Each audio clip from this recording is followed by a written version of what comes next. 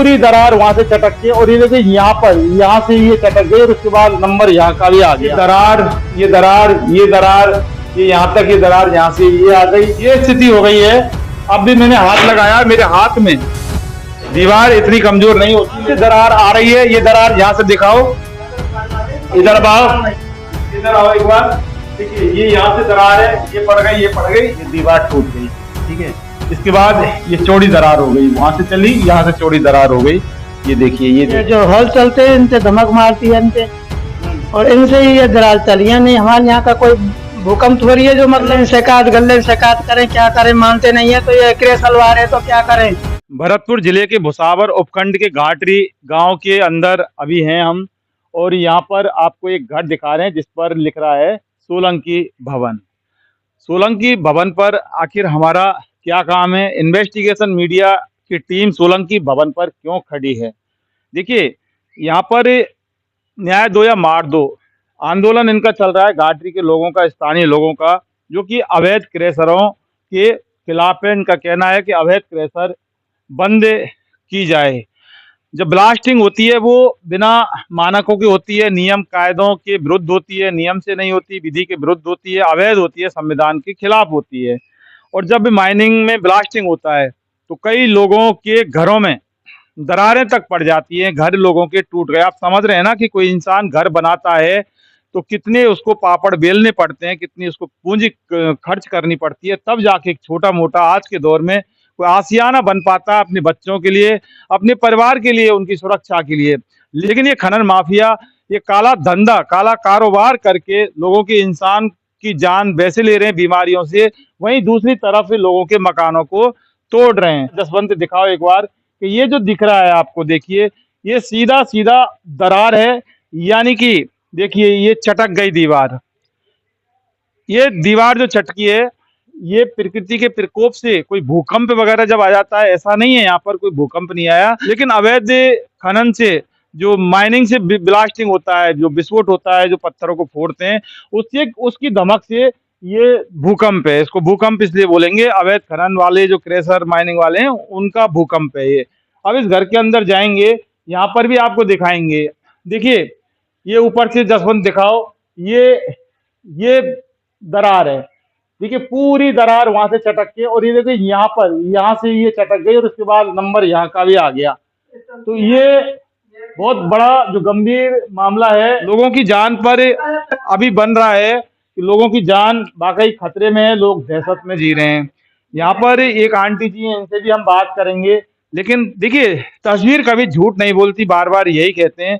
Investigation media के कैमरे पर ये जो दरारों की जो तस्वीर है, ये दरार सिर्फ और सिर्फ जो क्रैशर हैं, इनके जो अवैध खनन से ब्लास्टिंग ये लोग करते हैं, उससे ये दरार यहाँ पर ये पड़े हैं।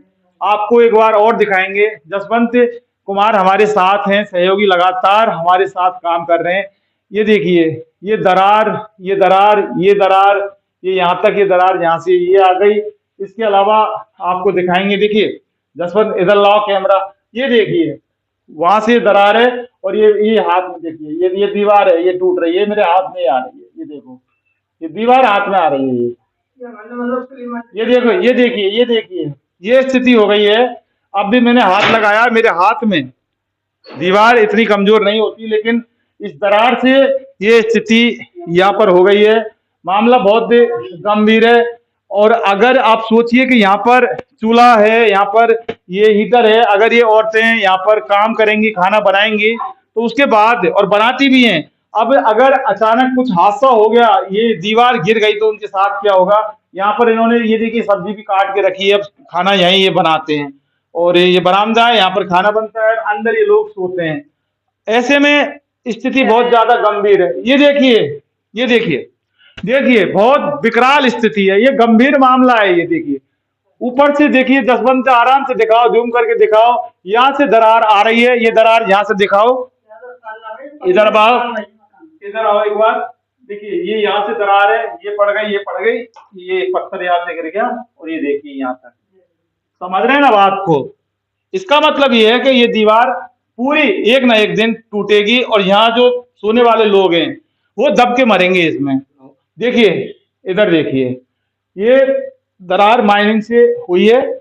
और इसके बाद दिखाते हैं, ढंग से दिखाते हैं आपको।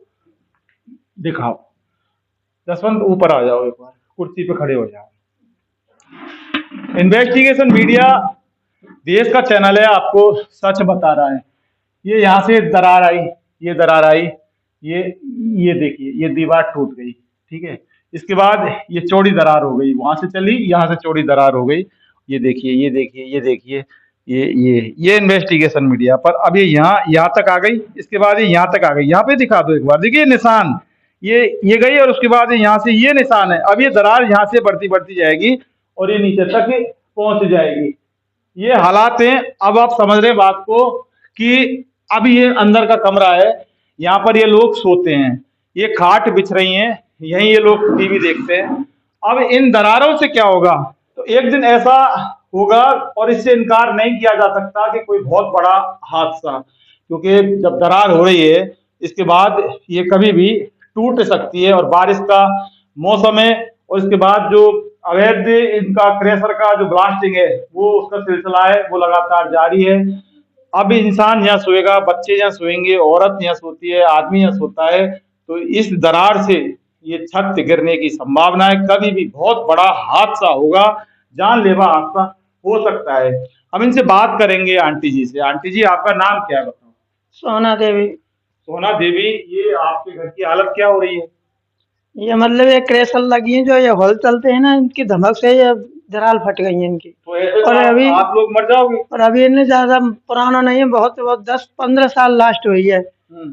और ये जो हॉल चलते हैं इनसे धमक मारती है इनसे, और इनसे ही ये दरार चली है। नहीं, हमारे यहाँ का कोई भूकंप हो रही है जो मतलब क्या भाई, जो ये बात से दरार चलती है, और ये हॉल चलते हैं क्रेशल की वजह से हमारे मकान की, हमारे आदमी की है। तो इससे तो सीधा सीधा आपकी जान को खतरा है। जान को खतरा है, मतलब ये बरसात हो रही है, ये दरार चल रही है, इनके अंदर पानी जा रहा है, दरार फट गई है ये हॉल से। अजी, पानी से तो बच जाओगे, लेकिन ये तो कभी भी गिर सकता है आपका अब मकान। कह तो रही, मतलब ये जो ये क्रेशलन से हॉल चले हैं, हॉलन से दरार फट गई है। अब दरार फट गई तो इनसे मतलब ये बरसात आ रही है तो ये गिरने की संभावना है इनकी। क्या करें अब, ये इतनी ये साली वे लग गई है, वे मशीन, ये मशीन इतनी सारी लग गई है, हॉल चल रहे हैं बड़े बड़े हैं। तो आपने इनसे शिकायत नहीं की क्या, सरकार प्रशासन से, क्रेशर वालों को, भाई हमारे मकान टूट रहे, हमारे बच्चे मर जाएंगे, हम मर जाएंगे तुम्हारे काम से? अब गले से शिकायत करें, क्या करें, मानते नहीं है। तो ये क्रेशल वाले हैं, तो क्या करें। फिर अब ऐसे में क्या करोगे? ये तो मकान आपका तो 100% ही तो पूरा जाएगा, गिरेगा ही। अब या सरकार देखेगी कि क्या होगा क्या नहीं होगा, या तो सरकार बंद करेगी, हमारे लिए क्या होता है। लेकिन सरकार तो क्या बंद करेगी, लेकिन ये मकान में तो आप सोती है, मकान तो आपका है, और मकान में जब आप रहते हैं, आपके बच्चे रहते हैं, लेकिन मकान गिर गया तो जान तो आपकी जाएगी, सरकार की जान थोड़ी जाएगी। अब क्या करें, ये क्रेशल वाले का आतंक है, ये बंद नहीं कर रहे हैं। ये सब ये हानि है रही है, ये सब क्रेशल की तरफ से हानि हो रही है हमारे लिए, हमारे बच्चों के लिए सब।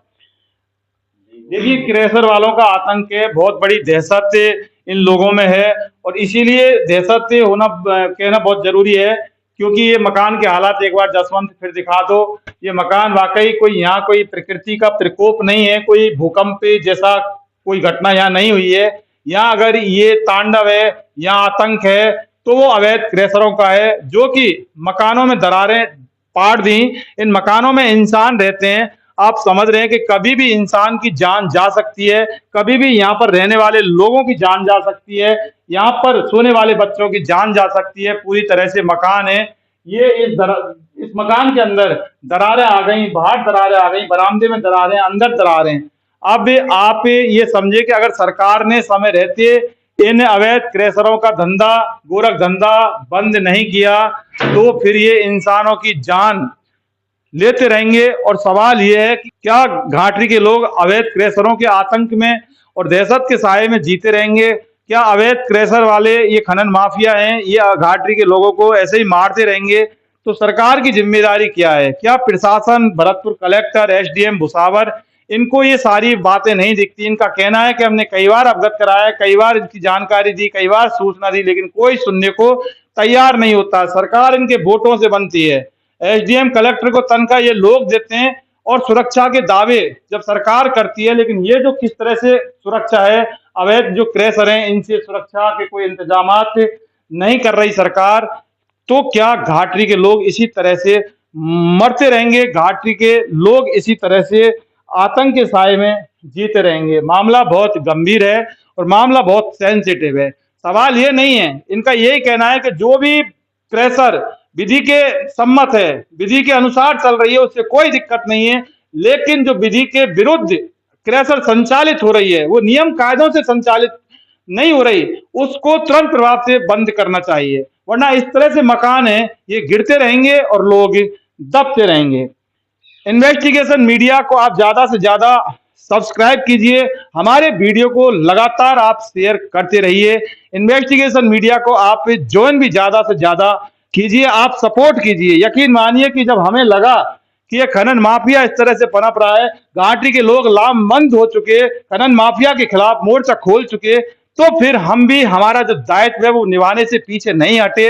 हम जयपुर से शाम को 6 बजे वहां जयपुर से कल चले थे और उसके बाद रात के 10:30 बजे घाटी पर आए, ग्राउंड रिपोर्ट हमने की, यहाँ के लोगों से बात की, हालात जाने, उसके बाद फिर आज फिर घाटी के अंदर हैं। लेकिन हम यहाँ ग्राउंड जीरो पर इसलिए आए, अगर हम नहीं आते तो शायद ये जो मकानों की दरारें हैं वो आपको नहीं दिखा पाते। ऐसे में आपको मानवता के नाते, इंसानियत के नाते, देश की रक्षा के नाते, जल जंगल और जमीन को बचाने के नाते समस्त देशवासियों को, भुसावर के वासियों को, वेर के वासियों को, भरतपुर के निवासियों को, राजस्थान के निवासियों को इनके साथ खड़ा होना होगा। क्योंकि आज ये घटना है, आज ये तांडव अवैध क्रैशर वाले खनन माफिया गुंडा राज जो कर रहा है, घाटी के लोगों के साथ कर रहा है, कल आपके साथ करेगा अगर इस पर समय रहते लगाम नहीं लगाई गई तो, और अगर इसको समय रहते आज की तारीख में बंद नहीं किया गया तो। वरना आप समझ सकते हैं कि भगवान ने जन्म तो दे दिया, लेकिन मारना भगवान के हाथ में नहीं होगा, वो अवैध क्रैशर वाले खनन माफिया के हाथ में होगा। इन्वेस्टिगेशन मीडिया के लिए जसवंत कुमार के साथ घाटरी गांव से मैं जितेंद्र शर्मा।